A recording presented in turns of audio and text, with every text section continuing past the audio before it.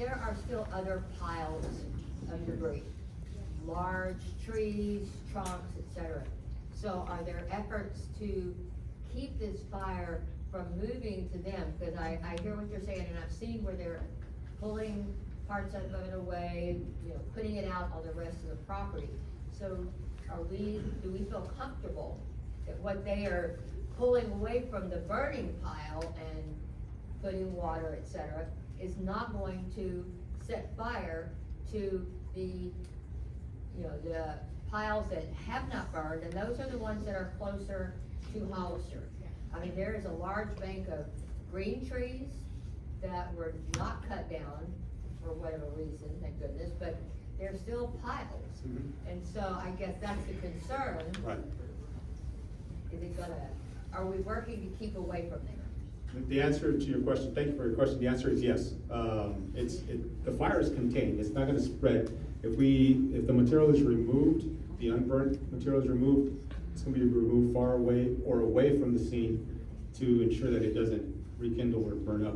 And we can bring up Mr. Bobby Giles, who is with the company that's working out here doing this thing, to speak more granularly about that if we need to, but I can guarantee you that the intent, not only the intent, but the actions are so this thing does not spread and we don't cause other spot fires. So that's why it's so tedious, because we have to ensure that it's completely out before we move it away. Anybody else?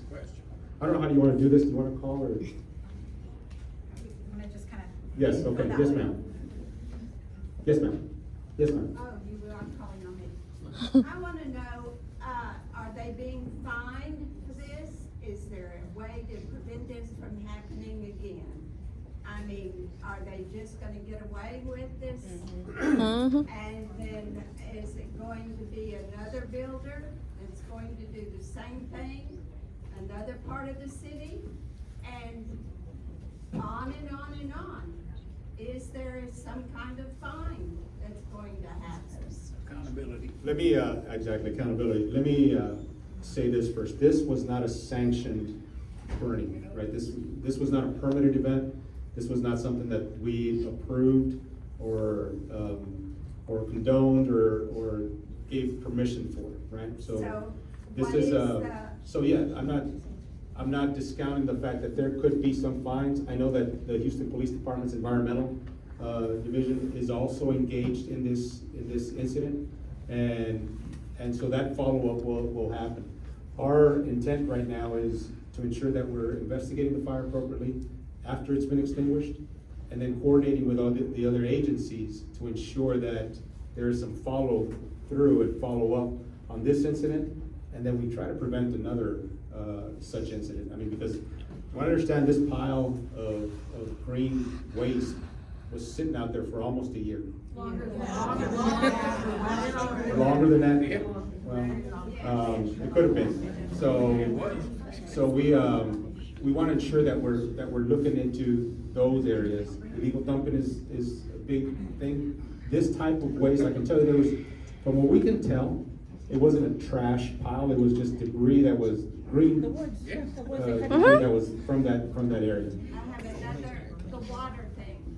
We're now under a situation where we cannot water our lawns, and then they are using tons of water to put out this fire that shouldn't have been started in the first place. That's another thing. Are they fined or? So the water department, or the public works, they're estimating, and I don't wanna get into the particulars on how they're doing it, but they're estimating the water use for possible chargeback. And I say possible because I haven't spoken with the director of public works at this moment, but they are keeping track of the amount of water that's being expended for this effort. And so I don't disagree with you, it is a waste of resources, both natural resources and department resources to mitigate this thing. Yes, sir. Thank you. Yeah, question for you. So as everyone noted, it's been about a year or so that's been sitting here. You all have a fire station on Hollister, which is directly visible to this.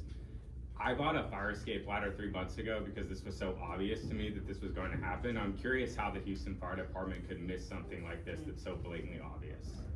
Miss what? The The fire? fact that this is a fire risk. Yeah, no, this has been a fire risk, and I believe that it's been reported, it was reported to the environmental section of HPD. I'm not sure, I don't know. I'm not gonna speak to that. I don't know. I'm here to talk about the response to the fire.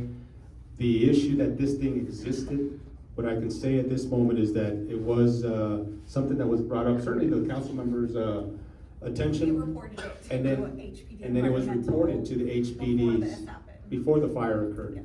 So we were not, it was not something that was ignored. And the operation was, from what I understand, the purpose was to pile this thing in and then carry it away until the fire happened. So we, it wasn't ignored, it was reported, it was followed up, before the fire even happened. So that's all I can tell you at this moment. I'm not gonna speak for HPD, but it is something that I understand that our investigators are following up on as well. Yes, ma'am. I wanted to ask a question about the air quality. He had noted that it was high for several days, but we never got alerts or shelter in place.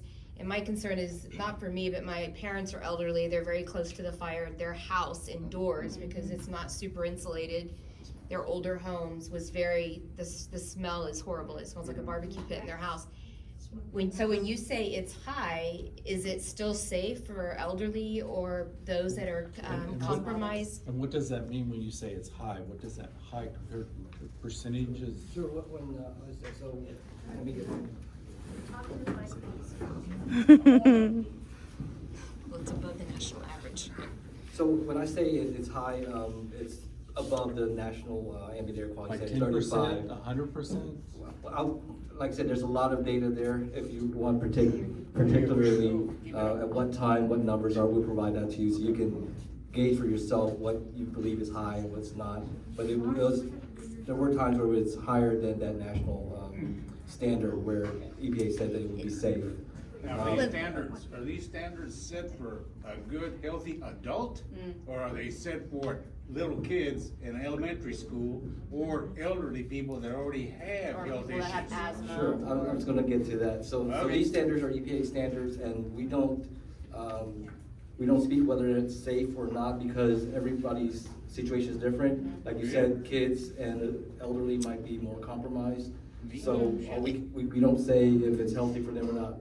Our suggestion is that if they're being impacted health-wise, to take it with their physicians or medical provider to let them know that they're being impacted by this smoke, and this is the numbers or the data that the health department's provided, because everybody's situation is different. So I Sorry. apologize, I take issue with you saying you'll give us the numbers to decide if it's high or not. We're not the educated, we're relying on the health department to Right, tell sure. us if we are in danger. You're the experts. We So, were told that they were notifying us if, there was a problem. So we were led to believe that y'all were evaluating and would let us know when there became a problem. And I think it came from Amy. Yeah, so let me answer it this way. Their readings, don't leave because I want you to correct me if I'm technically wrong. Their readings, they'll take several readings and they will report and will make notifications when the average of those readings are high for whatever the predetermined time that the standard is, right? If they don't meet those thresholds, so in those averages, there may be a reading that's high, and then it comes back down. So it's not an immediate reporting. They only report once the average is taken. If the average is maintained high, then we will make the notification, we, the city, the health department, will make those notifications. So it's all retrospective, so it's already passed. No. If the average is high, right? The standard is what the standard is. I'm not gonna speak to that. Once those readings are taken, if the average is above the acceptable level, then they'll make the notification. If those averages are taken and they don't meet those reportable levels, then no notification is sent. Hence, the reason that they haven't sent any notifications, because those averages have not maintained themselves above the reportable quantities. And let me follow up on your question. When we would be notified on these things, if a permit was sought for an open burning or any of that stuff. No permits were sought, and even if they were, this would not have qualified for a permitted event, or a permitted burn, or any of that, no Sure. open burning. Was there a permit to stack them 30 feet high? Yeah, I don't think we would permit that, on our end, right? We don't. Yeah. And it's something that we don't look at until we're called, and some contractor, someone is seeking a permit to do an open burn for something like this. Yes, sir. So, since these are stacked 30 feet high, what's the procedure that the city takes to fix the issue or bring the property owner in compliance? What's the procedure? This was a land clearing process, right? They were stacking, they were combining all this stuff into one area as they were clearing the rest of it. They were trying to, from what I understand, the intent was to get this material then be hauled away before the incident happened, so. But there is no really standard for us. There is no standard for us to go out there and check the height on these piles or those types in an open field. We don't have a standard, that's not what we do. Can I speak to that? So if there's no standard for the height, how does the fire department assess the danger posed by this sort of compost piling up? What's the standard for assessing that danger? Well, you can tell, it's obviously, it was a risk, it was a danger, right, that, because it caught on fire, now we're dealing with the consequences. But again, this is not something that we would go out and inspect. We only go out there when we're asked to go out and issue a permit. We would do an evaluation, but this would not fit the parameters of what we would permit. Yes, sir. Yes. We're a land of laws, as I recall, but really, Amy, this is for you. I mean, I don't know what the city ordinance is, but after this has happened, y'all need to look to have an ordinance in place that clearing, you can do it based on size, that it's cleared within 30 days or 45 days, because this would still be green. Non-combustible. I'm putting it on you.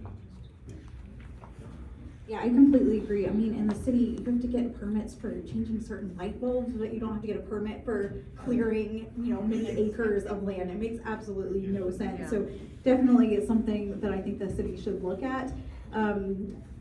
Most of the time, you don't have to get permits to clear, green space on your own property. And so, like the chief was saying, that's not something that they would have to get a permit that then would have to be inspected and cleared within a certain amount of time, but that's absolutely ridiculous, especially in Spring Branch when we still do have certain areas that are green spaces that unfortunately are being torn down for new development. So, so absolutely something that we should definitely look at. Real fast before we get to more questions, I do want to introduce a few people and recognize that Councilmember Plummer, our at-large council member, is here. Thank you so much for being here. We also have Jordan from Councilmember Alcorn's office and Sandra from Commissioner Briones' office as well. Yes, sir. Yes, sir. With that. So there's still tons of debris left within that lot. Is in-town ordered to remove the rest of the debris? And with some of that debris, are they allowed to add to the pile, or what's gonna happen with the ash, everything? Will they have a cleanup process to follow as well? Yeah, the cleanup process, and we can bring the contractor up as far as what the process is for cleaning the rest of that stuff up, but as the council member mentioned, the enforcement, the permitting requirement may or may not be there, right? In this case, we would not go out there and take a look at that to see if it's permitted, because that's not something that we would actively go out there and look at. Now, if somebody if they would have come in and asked for a certain type of permit or allowance, then as I mentioned, there was no way that a pile this size, with the fire load that existed here, would have qualified for any open burning or anything. Yes, sir. So what's happened, has happened, okay? You had the fire, you guys are doing what you can to put it out, okay? And I'm not sure if the question was already asked by that gentleman. Yeah, I'll go there, back and answer. Okay, my question is, okay, the deed is done, we're trying to control the situation, we're trying to put it out, But what about the rest of the damn woods that are out there? When is a contractor gonna be told, okay, dude, you cut all these trees down, just get your ass out there and haul this stuff out? Because this is gonna happen again. If this was not an accident, and some kids went out there, let's say, okay, and set this just for the hell of it, it's gonna happen again when they see another bunch of trees Right. out there. Right. As a Well, contractor gonna be made liable to say, hey, start hauling your stuff out. here's the thing now, look, the fire department has been out there since it started. I know, you guys doing the And best job you can. we're not, we're not walking away from it until this thing is fully extinguished, but we're also not walking away from it until there's some follow-up on this, whether it's in the areas that are within our jurisdiction, our responsibility and ability to enforce. But certainly there's an environmental aspect to this thing that PD is gonna have to follow up on as well. There is a environmental section with them, and they have some enforcement power, and certainly some of these things would need to be addressed, especially what you're talking about. The things that are sitting out there, the ash that is sitting out there, the burnt material, all that needs to be cleared out to ensure that environmentally we're doing the right thing. Can you set an expectation on the timeline for the investigation? The investigation is gonna be ongoing until we get, I can't tell Is he you. gonna retire on the investigation? 30 days, 60 days, 90 Well, days? again, depends on how deep, what they find. So the investigations can be open-ended. What I'm saying to you is that these investigations are not gonna be closed until we're satisfied that we have pursued every aspect of it. Yes, ma'am. I have a question about the location for the air quality monitoring, because I don't see on these three that are listed here, one in front of Colby Farms, I don't see one in front of Hillshire Lakes. I see one on Long Point, I see Cedar Brooks Elementary, which I think is the further elementary school away, and the other one, I don't even know where that is, the cottages in Spring Ridge. I can't imagine why you wouldn't be, monitoring the quality of the places, especially Colby Farms, where the smoke has been so heavy, and Hillshire Lakes, where it's heading that way with the wind. I mean, you can see it all the way out at Doderi Ashford, it was smoky, I mean, it's going that way. So why wouldn't you monitor because, not to mitigate having two elementary schools right there, but kids are only in school for a certain amount of time. There's people who live in those townhouses and apartments who are there all day long, every day. It seems to me you should be monitoring a lot more at locations when you're saying that it's safe, because I don't think you really determined that. So I imagine you're looking at the stationary monitors, right? So I got this from your website, Mhm. Right. and this is from Tuesday at 10:30. Yeah. And this is from Kobe Farms. Okay, yeah, those are the stationary monitors that they have out there. But I can assure you that they have portable monitors. When incidents like this happen, they will go out there with their portable monitors and actually drive around to get the different readings at different locations. So have you been on Nora Lane and Hollister outside the gated communities? Yes, we have been on Nora and Hollister. Like I said, our investigators are told to focus on the residential areas as well as the schools.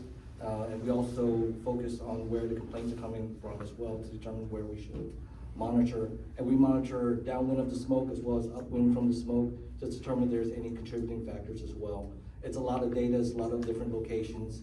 It's not all online. Like I said, our investigators are. Find that information Right, we online. haven't put all the locations out there online. Our investigators drive throughout the areas to do the monitoring. She had a question. Yes, ma'am. Yeah, I just want to point out, because we keep saying like a year, and so I've been involved kind of living in my daughter in that area for 2.5 years. So on the street there next to the school where you were, there have been clearing back in there for 2.5 years that I'm familiar of. And that's where the mulch was going out. They sold to somebody to come in here and haul out mulch. So many of those stumps that I know of, they've been there 2.5 years. And then what happened when he started clearing, when we bought our home 1 year ago, the clearing started literally that week. Then that exposed that giant pile of trunks and everything. So I just kind of wanted to, it's not just a year-old pile, it goes way beyond that. Way beyond a year. Yes, ma'am. Yes, ma'am. Yes, ma'am.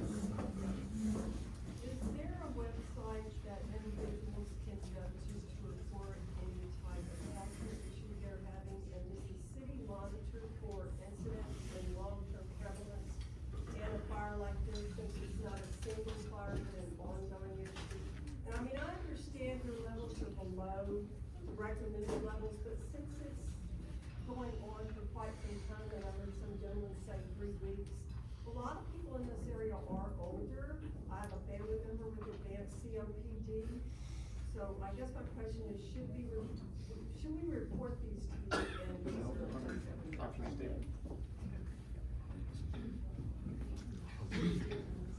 We do have staff, we have a chief environmental, chief science officer, Dr. Lauren Hopkins, that look at this data. She also is privy to hospital data and EMS data as well for asthma and other related issues related to smoke. She's reviewing that data, and I'll be happy to connect you to answer that question, because I think she can answer that more thoroughly. And so do we report it to that department? I mean, should we be reporting it? I mean, how are you monitoring for incidents? Well, we're taking all complaints through the 311 system. I'd encourage you to call in and let us know. We respond to every single one that comes in and direct that data where it needs to be, whether it be our chemist or our chief environmental or science officer. Please report it if you're being affected. But potentially, we that live in Colby Farms, this could blow in our neighborhood, by my house, for 2 more weeks potentially, correct? Is that what I'm hearing? And more smoke that's coming out. No, we're not putting it as, we don't think it's gonna burn for 2 more weeks, as I mentioned. You said that a while ago. No, if we left it unattended, but that's not what we're doing.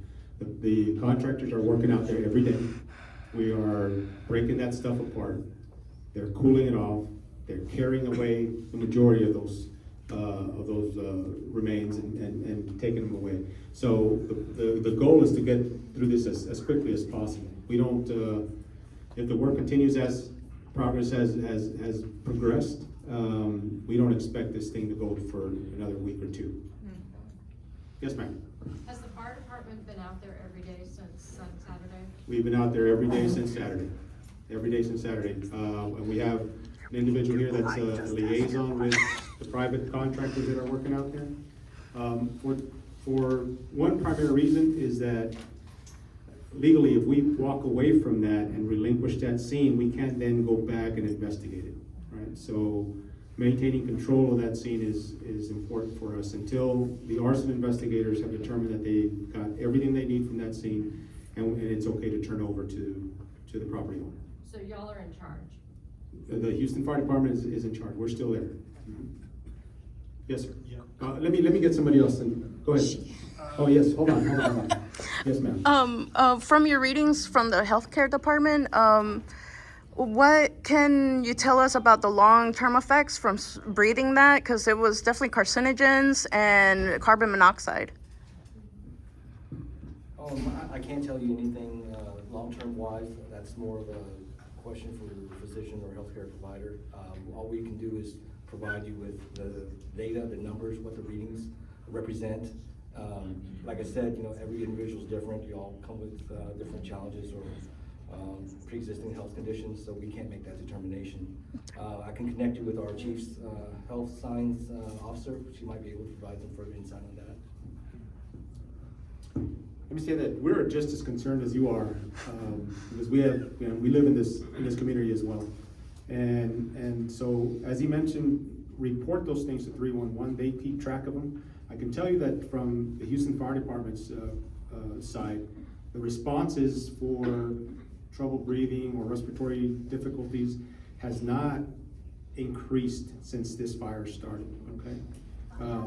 It has not. And so we keep track of those numbers, especially when we have a large incident that's sustained like this, because it is a concern for us as well, the health and well-being of our people in our community. But we haven't seen a spike in calls for those types of incidents in these areas.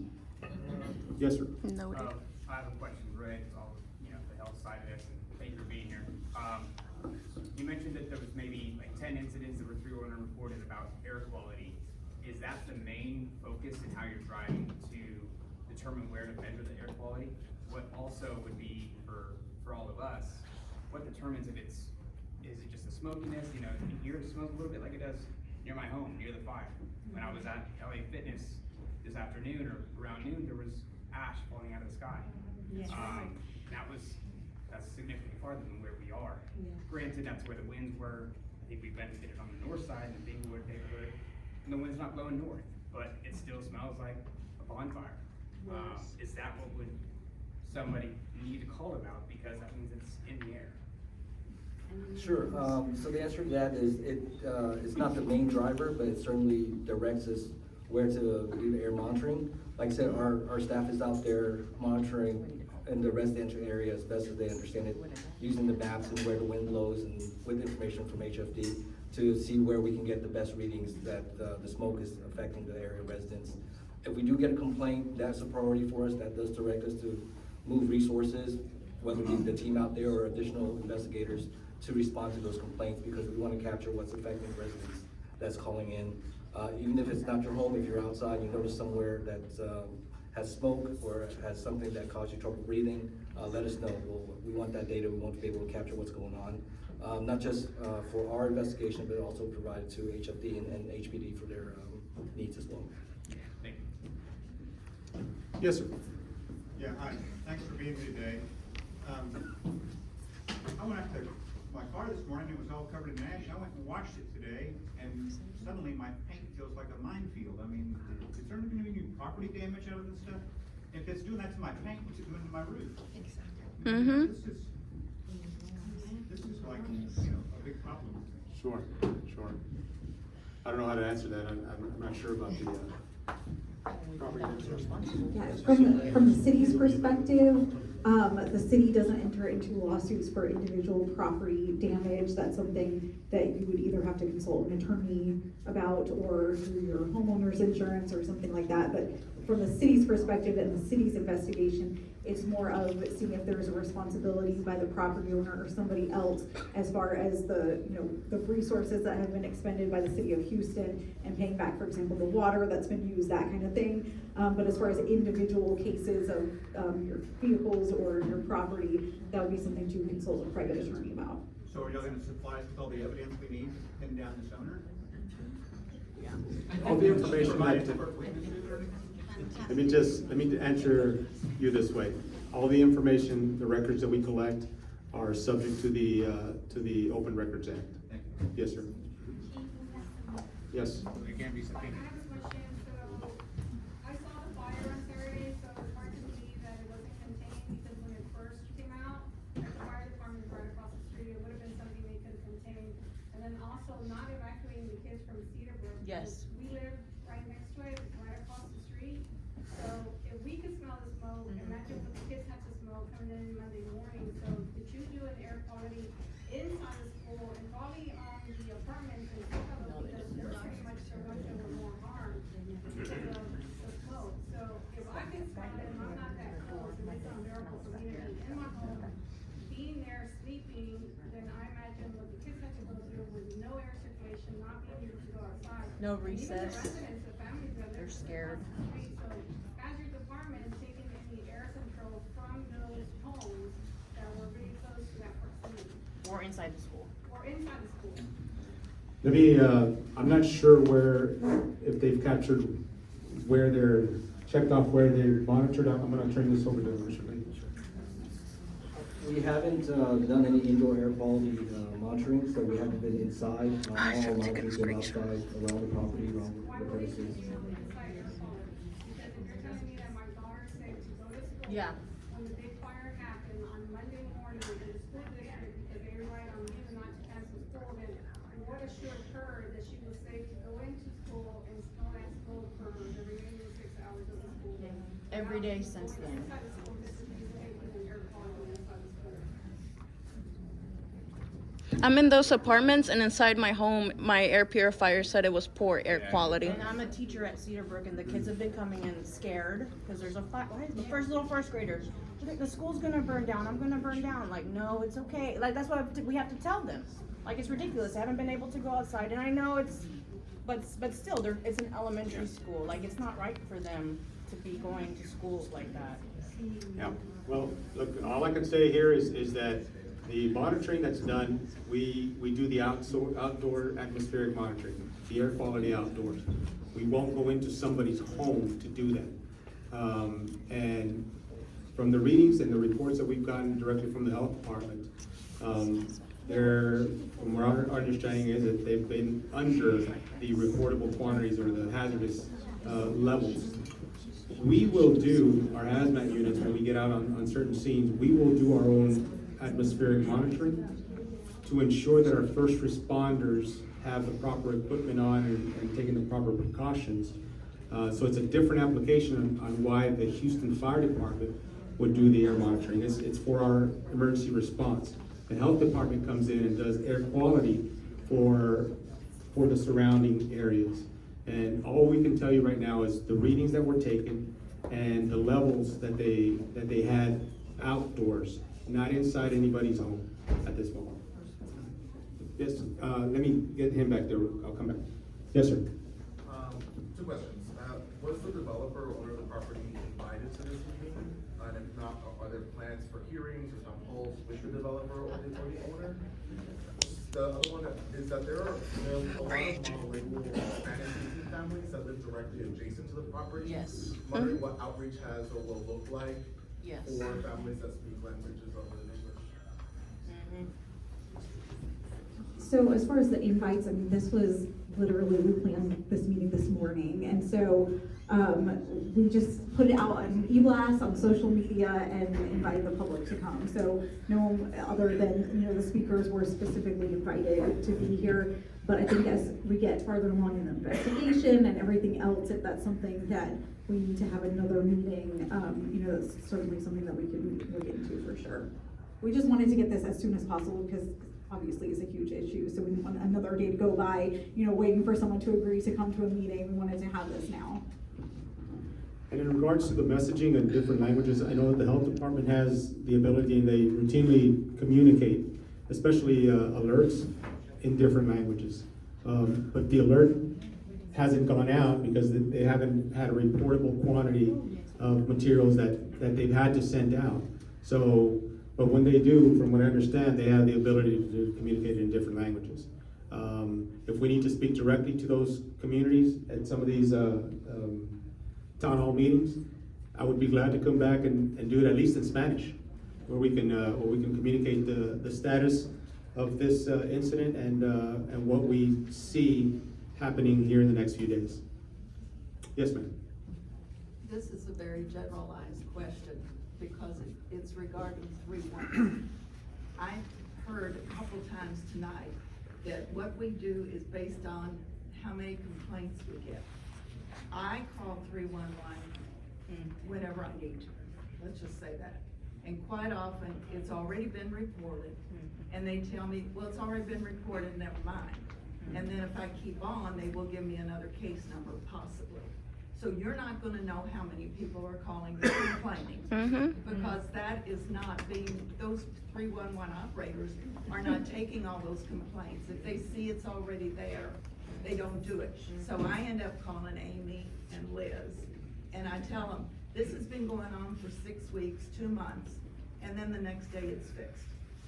Thank you, but tell us how they take those calls at me and what we're supposed to expect from them. Yeah, so for 311, if you're calling about like a road condition, for example, and somebody's already called in, you're right, they're not going to take that complaint again because it's already been reported.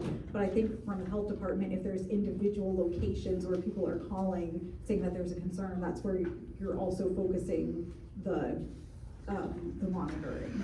So, and if there's any question about a particular location or you have a concern outside of your house or anything like that, and you're not sure about 311 taking it, call my office. We're happy to, you know, to go in between, you know, with the health department and making sure that they're getting all of the information. So any questions like that, just contact us. I know you're great at it, that's what I do, but That's what we're here for, so. But if they're counting the complaints, they're not getting all of them. Well, they're getting individual locations, so they're not, for a typical case, you're right, it would just be the one time, but in this instance, it's every location that people are calling from, they're collecting that information. And while I'm on the subject of contacting my office, I meant to introduce the staff, the District 18, Liz, Josie, and Sarah here, and they put all of this together today, so thank you so much for doing that. Sarah is our Director of Constituent Services. She's most likely the one that will take the information when you call our office, and so I know that she's amazing, and we'll make sure that all of that information gets to the right people at the health department. Yes, ma'am, you had a So question? now that the community has brought it to your attention that they're worried about the interior quality of air at the schools, can y'all take, or will y'all take readings for the air inside the schools close to the site? Certainly, we do have the capability to, if that's the Will y'all? request. If that's a request, let me answer. I don't wanna speak to the health department, but I think we can get somebody out to those schools. I think it's a request, are y'all Yeah. requesting that? It is. Amen. Yes. It's a request. That would be nice. At the communities. Yeah. We want it done at the townhouses. Because we're a gated community, so you would need to go through the HOA to come in and do that. So please work with us, you know, because you can't access Cody Farms and Hillshire Lakes and so many other gated communities, so that's why I'd like to know, where are you doing these checks? Even in the apartments, there's shared spaces. Y'all can go in and get recordings. Okay. Okay, we'll certainly consider all requests, like I said, it's different when You you're. need to reach out to the school district. I said it's different because it's not, public property, we don't have, easy access to it readily. It's all determined on who has ownership of that property, private property is a little bit trickier, but we'll consider all requests that come in. Schools are public. Yes, ma'am. And as far as the schools are concerned, I have been in contact this whole time with the superintendent, and I know that the Spring Branch ISD police chief has been coordinating with the fire department. So there is coordination, at least with the schools, and they have been working with the fire department as far as, you know, whether or not to shut off the HVAC and all of that stuff to minimize the exposure inside the schools. But I think you're right, it would not hurt to also just double check. So we'll be working with the health department on that. As far as individual locations, please call that into 311 and then contact my office. Anytime you call 311, they'll give you a service request number. Write that number down. You can either email it or, to my office or call it into us, and then we're happy to follow up with the health department. So for the schools, I think we got that taken care of. We're gonna work on that, but individual locations, please call it into 311. Anybody else? Yes, ma'am. I'd like to know, so now that it's kind of like ash and whatnot, how is it gonna be removed safely? It's gonna have to be cleaned up. They're probably gonna wet it down and remove it as a wet product, as a sludge, type deal.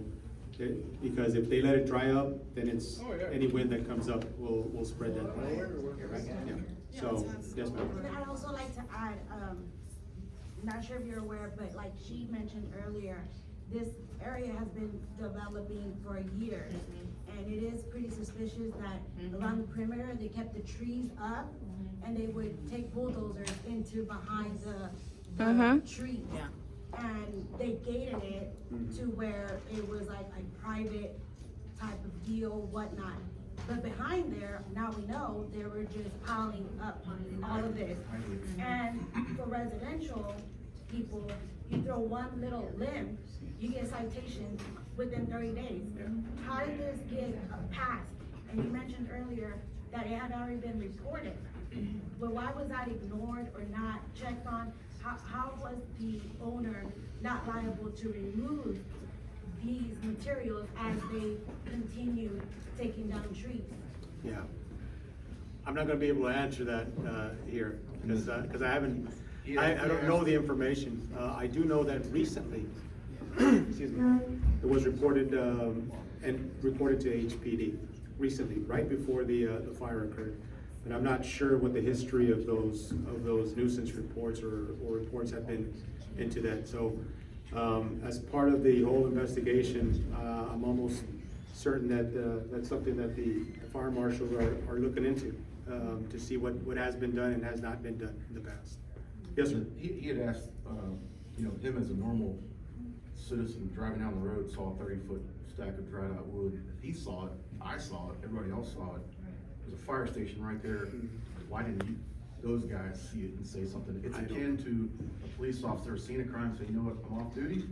Wasn't called to the dispatcher. It ain't my problem. That's exactly what happened. Yeah, I'm not sure if they did or did not report it. Again, we're gonna have to. You can see it from the road, stacked up high. Right. Somebody should have said, hey. Somebody should have reported it. That's what I'm saying. I do know that recently a report was made on that. But we'll have to look to see what was done and what was not done in the past. And I know you said, you know, the best thing, report, if you see something that doesn't look right, call it. But even when we did that, it still failed. Cause you said earlier, these were reported, like she's mentioned before. Oh, it's already been reported, and months go by. But nothing was done to prevent it.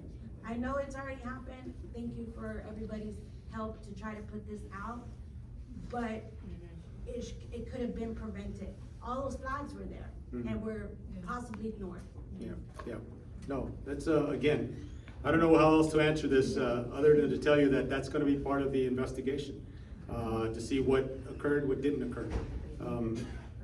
And as far as the firefighters there, you're saying not reporting it, the fire station that's adjacent to that, I'm not sure that they did not, report it. So we'll have to follow up on that. I don't have those answers here right now. Yes, ma'am. Also morning, I was concerned because I was driving my child to the school, and I saw the fire was going more up, and I called the 311, and a lady who was very good to me, she had asked her, I told her about the fire, I told the police don't know, and she was really good to me, and the only answer that I get was, you're free to take your child to the school, or they come. And it's like, this is the answer that I get? And I'm concerned with my child, the fire is beside the school. And it's the same like my child, I know all the children have the same problem as my child.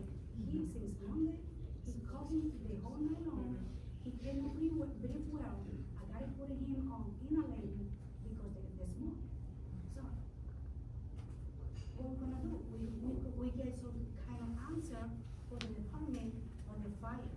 So, I mean, I don't know if you understand what I'm trying to say. I'm really, disappointed and upset right now for the answer. If I'm understanding the question correctly, you're saying that you called 311 and you didn't get the response, the appropriate response that you were looking for. What I hear was, you're free to take your child back home other than the school. That's not the answer that I want. I wanna make sure that my child is safe at the school. Same like the oldest mother is concerned about the child.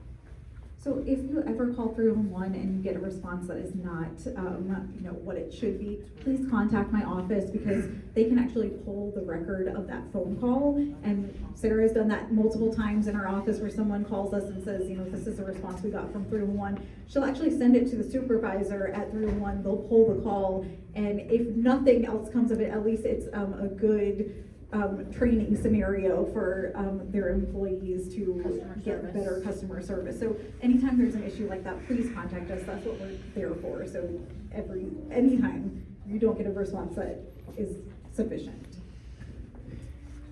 Somebody else. One Yes, sir. last thing. Yes, sir. If there's any representatives here from the district, okay, especially Cedar Brook Elementary, you get on the phone and you call your maintenance, or whoever does your maintenance, okay? Be sure that your maintenance people that do your air filters, be sure that they know that this particular situation takes a particular type of filter to filter the ash out of this atmosphere going into that school. That school is designed with a VAV system, which is a variable air volume system. The outside air dampers, they're all controlled by computers. I know because I worked on them, okay? The outside air dampers are not sealing. A lot of people say, well, just turn off the outside air, close the dampers. You got a 1-inch gap all the way around. So that air is still sucking in, okay? In the 70s, we designed tight schools, okay? But then after certain EPA rules changed, it's no longer, we don't want a tight school because we'll kill everybody, we'll choke them, okay? And our design was always the answer to pollution and dilution. So we would design the system, or they were designed to infiltrate a lot more air than normal, okay? But again, if anybody here is from Cedar Brook, get with your principal or whoever does your work orders and ask them, hey, did we change the filters? And what type of filters are we using for this type of condition, okay? Residential, me, MERV 13 is what I use in my house. Why? Because MERV 13 takes all the particulates out of the air, and it's also good for allergies. Between 10 and 13 MERV is a rating for residential. Anything higher than MERV 13 will choke your airflow. And you choke your airflow in AC system, especially in residential, it'll start freezing the coil, okay? Because airflow is important through that coil. Just a heads up for the school, okay? Thank you.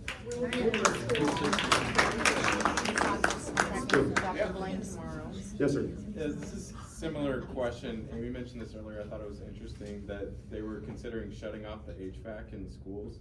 Did they shut off the HVAC in schools, and is the Department of Health recommending that people shut off their HVAC? I don't know if they actually shut it off or that's just something that they talked about, but I know that that was in coordination with HFD and the school. And so I don't know what the outcome of that or, you know, how they handled it as far as smoke getting into the school, but I know it was a discussion that was had between the two entities, so. What do you got? So let me say this, kind of piggybacks on what you guys are discussing as far as the airflow. This is gonna continue burning until we completely get it torn apart and doused, okay? It's not necessarily the presence of the smoke that's an issue, it's the concentration of it that can become hazardous and dangerous. The health department is gonna continue their monitoring throughout that area, throughout the weekend until we're done with this operation. And the protocols that they have in place will continue to be followed. If there is a level that reaches a certain reportable quantity, those reports will go out to the community. We will do them in different languages. And if we need to, council member, to come back and have this type of informational session again in a different language, at least in Spanish, I can help you with that. Anything else, the communications, the city does have the capacity to communicate in different languages. This is the most diverse city in the country. And so we have to ensure that we're communicating to all the members of our community. Anything else? That's it? I have one Yes, ma'am. question. By a show of hands in here, has anyone in your family or you yourself experienced any breathing or issues? Irritation. Or Irritation. air issues since, you know, if you haven't, don't raise your hand, but it looks like a lot in here have. Right. No, I don't discount that, ma'am. I don't discount that. And look, if you're predisposed to these respiratory difficulties, or if you're not and you're getting those symptoms, please seek the help that you need. If it's a critical emergency, call 911. Yeah, we're not saying that this is, you know, without impact. All we're saying is that the process is, for us, mitigation, controlling this thing to ensure that it doesn't get beyond what's already burned, and to ensure that we're mitigating this thing as quickly as we can. And when there's a hazard in the community that needs to be communicated, whether it's a shelter in place, whether it's an evacuation, whatever the case may be, we will ensure that we're doing that appropriately and efficiently, based on the processes and the protocols that we have in place. Okay, so with that. And please make sure that you sign up for Alert Houston as well, because should there ever be a shelter in place, that's where it's going to go out on Alert Houston. Also, on your cell phones, you have the option of opting out of the emergency alerts. I know a lot of people did after like the presidential tests and all of that stuff. Please turn it back on your phone, because when there's a scenario like this where the city can actually geotag where you're located and send alerts based on your location of your phone. But if you have that shut off, they can't send that notification to you. So I can't stress enough, please turn that back on your phones. Also, if anything like that were to go out, we would also do our best to send out e-blasts as well. But I mean, please rely on the Alert Houston, not on our office, but we do our best to try to communicate any alerts. So if you're not signed up for our e-blasts, please sign up. Just send us an email and just let us know that you want to be signed up for that. We send out a monthly newsletter and try not to send out too much every month. But please sign up for all 3 of those, because should something ever happen, that's how you would get notified. Thank you again, everyone, for being here. We'll stick around if you have any individual questions. We really appreciate you being here. I know you're frustrated. I'm frustrated too. Like I said, I live there as well. So I've been living it with all of you. I'm equally as frustrated, and we'll continue working on this until we get all of the answers that we need. Thank you. And we'll stay here as well. We'll have people. And thank you, Catherine, again, and the VFW for hosting us tonight.